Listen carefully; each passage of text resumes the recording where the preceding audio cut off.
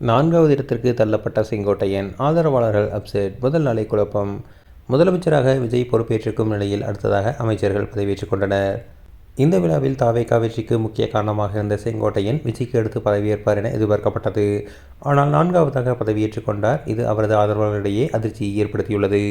விஜய் பதவியேற்பு நிகழ்ச்சியில் பல சுவாரஸ்யமான சம்பவங்கள் நடந்திருக்கிறது. முதல் விஷயம் தமிழ் தாய் வாழ்த்து தான். வழக்கமாக தமிழக அரசியலில் முதலமைச்சர் பதவியேற்கும் நிகழ்ச்சியில் முதலாய் தமிழ் தாய் வாழ்த்தும் நிகழ்ச்சி முடியும் போது தேசிய கீதம் இசைக்கப்படும்.